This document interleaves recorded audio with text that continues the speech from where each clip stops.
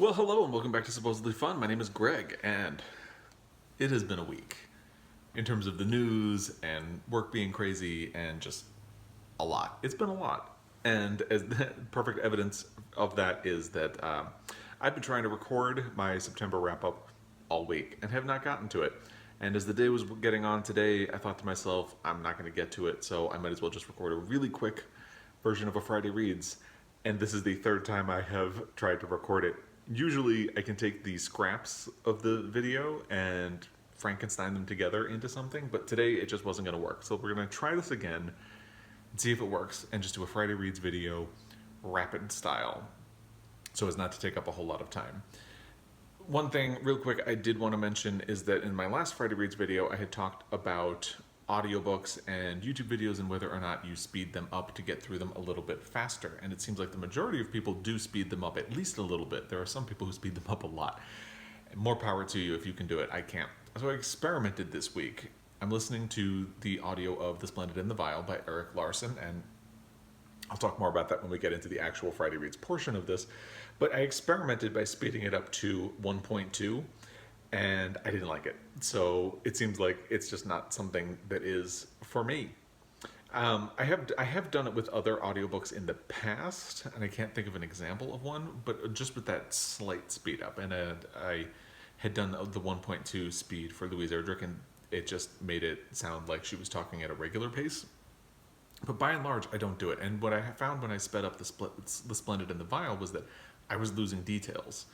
And that wasn't going to work for me. So if you're somebody who can listen with the volume sped up and capture all of those details, good for you. I apparently can't do it.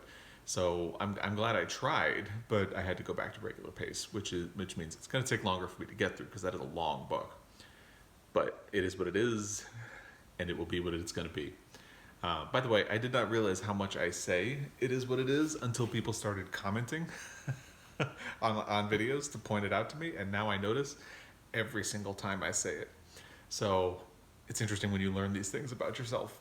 Anyway, it's an interesting topic. I have not had time to comment or reply to any of the comments on my last Friday Reads video, and I apologize for that. But I have taken a pass through them, and as they come in, I've been reading them, and it's something that's really interesting to me because everybody reads differently, and I find that fascinating. My approach to reading is very different from yours, it's very different from somebody else's, and not that I think any of them are invalid, but I'm always curious about how they relate and compare to each other, and how, personally, I apparently can't listen to an audiobook that's been sped up, but a lot of people can. In fact, it seems like the majority of people can. So that's just something that's really interesting. And I'll be maybe as I start replying to the comments, I might have more to talk about in a future video. But for now, I'm just gonna kind of leave it at that. The only other thing I want to say before we get into the actual Friday Reads portion of this video, because we're gonna try to do this quickly, and I'm not good at quickly. I like to talk. Is that the election is coming, obviously. If you live in America, I hope you are registered to vote. I hope you have a plan to vote, and I hope you do vote, because it matters. And there are a lot of states where things are looking very close right now, so I think it's important to make sure your voice is heard. I happen to live in a state, Montana, where voting by mail has been very common. It is actually very much encouraged. I like to vote in person, so when we first moved here and registered to vote, I registered to do it in person. And when we moved to the house where we live now, when we had to change our registration to reflect our current address, and they just automatically opted us into voting by mail, and it's fine. It is what it is. They actually started including I voted stickers in the ballot in Montana, which makes me happy because I like the sticker. I don't know why, it just makes me happy. But, you know, it's interesting because it's a vote by mail state, especially because, I mean, all of Montana is pretty much a rural area, but there are a lot of areas that are very rural and where it's not easy to get to a polling location, especially if you're older. So that's part of why there's always been such a push, but I don't know what's going to, it's going to be interesting to see what happens over the next week. I haven't gotten my ballot yet. I have checked many times to make sure I am registered to vote and that I am registered to vote by mail. if I don't have my ballot by next week, I think they're supposed to go out then, I'm going to have to start making alternate plans. So all of that just to say, if you live in America, I hope you are registered. I hope you have a plan and a backup plan, and I hope you will vote, because it really matters. And the election is coming, and I know the news, oh God, the debate was a mess. I've tried not to talk too much about the election and register to vote, because you all know why it's important. You don't need me to lecture you. All I'm going to say is I hope you do it. It matters. And whatever happens on the other side of the election, we shall see. And all we can do is hope for the best. But the best will only happen if we all do our part. So please do your part, and we'll see what happens. Getting into the actual Friday Reads portion of this, I had a little bit of a hard time getting reading done this week with everything that's been going on in the world and with work and everything. But most of what I managed to do this week was the audio on the Splendid and the Vile. I think I am about 65% of the way through that, and I'm enjoying it so far. So that's by Erik Larson. He wrote The Devil in the White City and In the Garden of Beasts. He also wrote Dead Wake, but I have not read that one. I have read The Devil in the White City and In the Garden of Beasts. And I liked both of those books, but I also had nitpicky issues with both of those books, and it seems like The Splendid and the Vile is kind of getting around the nitpicky thing. It feels like in the other books, there was always some element that didn't quite cohere. Like in The Devil in the White City, I felt like you have two different storylines. The storyline about the creation of the World's Fair in Chicago, and the storyline of H.H. Holmes, who was a serial killer operating around the time of the World's Fair in Chicago. And I felt like Larson presented it as the light and the dark happening at the same time, but I didn't feel like the storylines ever really meshed all that well. And you don't have that problem in the Garden of Beasts because it's not a dual storyline, but it didn't feel like all of the parts of the book worked. And so far, The Splendid and the Vile is not like that. It's about Churchill and the Blitz and World War II, and I know a lot of people don't like World War II books, but I just find it interesting. And as much as I already know about Churchill and the Blitz and things like that, it's still teaching me new things, and I'm enjoying it. So I'm looking forward to finishing that. Hopefully I will be done with it by the end of next week. And by the way, there were no DNFs this week. I had also just started a book by Lynn Coady on NetGalley called Watching Me Without You, or Watching You Without Me. And I was enjoying it, but I didn't get very far into it when something else kind of interrupted me and my progress on it. So I'm still very much going to read Watching You Without Me, but I have something else on the front of the front burner of the stove, so to speak. I don't know if that works. I hope it does. So I had turned to that book because it sounded interesting. I read another book by Lynn Coady in the past called The Antagonist, I believe, which is one of those books that's supposed to be a letter that somebody writes. And to me, that's always a weird conceit because nobody writes letters as long as a novel, and it's one of those. And I think it was a flawed book, but it had a lot of really interesting parts. So I've been interested in reading something else by Lynn Coady. So this came along, and here we are. And it seems like a really good book for October because it has I don't want to say it has a thriller aspect because I don't want to give you the wrong idea, but it's about a woman whose mother has recently died, and she is currently staying in the mother's house trying to figure out what to do with her developmentally disabled sister.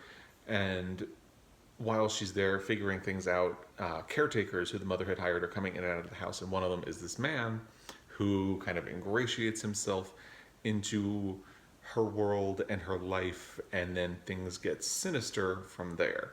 And I don't want to emphasize the sinister portion because I don't think the thriller aspect is necessarily what it is, but because of that, it seemed like a good October book.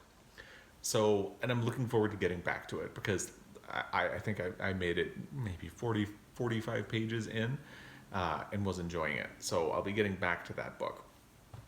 The thing that interrupted me, let's jump to that. Burnt Sugar by Avni Doshi. I mentioned this last week, and I mentioned it in my book haul, which I did manage to film earlier this week, and I'll link it down below if you haven't seen it. I am currently 69 pages into Burnt Sugar, and I'm liking it so far. Again, I feel like I've spoken about this book a fair amount, but if you're not familiar, it is the story of a sort of toxic relationship between a mother and daughter. The mother is now her memory is failing, her health is failing, and the daughter is finding herself in the position of taking care of a mother who has never taken care of her. And it's a story of their present situation, but also flashes back to tell stories of her childhood when her mother uh, raised her in an ashram, and I believe later on they end up begging on the streets, and this sort of tumultuous childhood that she had with her mother. And it also very much deals with the topic of memory and how memory can be faulty, and even if it is faulty, it shapes who you are and what your reality is. And I think that's really interesting. And I'm part of why I ended up reading this and putting Watching You Without Me to the side is that I had started reading the first page of it when it arrived in the mail, and I really just couldn't put it down. So if I'd had more time to read this week, I would have gotten further. But I have two buddy reads, and one ongoing buddy read and one buddy read that's about to start. So I'm going to keep trying to fill this in the spaces, because I don't think I'm in any kind of a space to put it down. I'm enjoying it so far, and very eager to see where it goes. The buddy read that is ongoing is, of course, Love in the Time of Cholera by Gabriel Garcia Marquez. I had taken a week off in the buddy read previously, and we continued it again this week. And this book, it continues to really confound my expectations for what this book is and what it was supposed to be.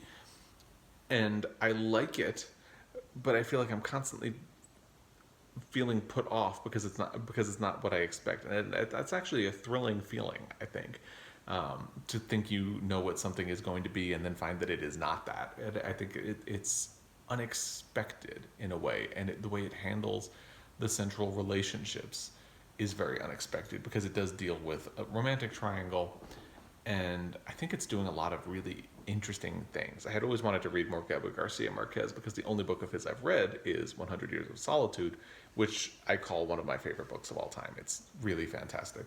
So this is the second book of his that I'm reading. This is a buddy read with Courtney Ferreter. I will link her channel down below.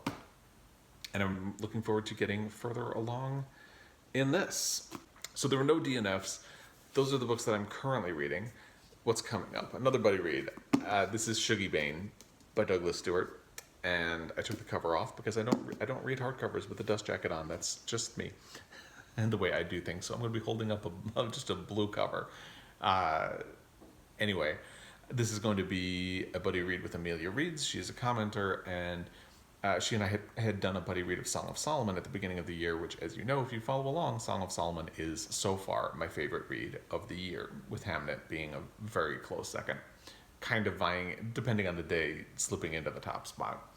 But I'm really excited to read Shuggie, Bain, and actually it's interesting because both of these books are shortlisted for the Booker Prize 2020, and I'm not the kind of person who will commit to reading a long list or a short list, but once I have both of these done, I have a copy of Real Life by Brandon Taylor, so I would be halfway there. And I also have a copy of This Mortal Body, which I want to read, but I need to read Nervous Conditions first. So I don't know. I definitely don't think I will have read that far into the shortlist by the time they announce the Booker Prize, but it's kind of interesting that the way things are working out, I'm at least probably going to have 3 of them in. Hopefully have 3. Definitely 2 in for the shortlist. And I think that speaks to the quality of the shortlist, because it had books that I immediately wanted to prioritize and get in. So we'll see how this goes. I have not even started it yet. Today is supposed to be the first day of the buddy read, and I'll have some progress for you soon. I'm very much looking forward to it. I've gotten a lot of good feedback on it so far. And I think that's going to do it for this quick Friday reads. I'm impressed. What is that? Just about 15 minutes. I wasn't sure I would be able to do it. I tend to talk a lot. So I wasn't sure how quick I was going to be able to make it, but that's pretty good. And fourth time's the charm in terms of recording this video. I will have my September reading wrap up next week. I will try to film it on Monday, have it posted by Tuesday. So stay tuned for that. I would love to hear how your reading week has been going. If your week has been as crazy as mine, let me know in the comment section down below. And everybody hang in there. Keep wearing a mask. If you're in the United States, make sure you're registered to vote, have a plan, and vote. And as always, I really appreciate your time. I really appreciate the comments. I will try to be getting back to people who commented on the Friday Reads video from last week. And I will be back. Until next time, happy reading.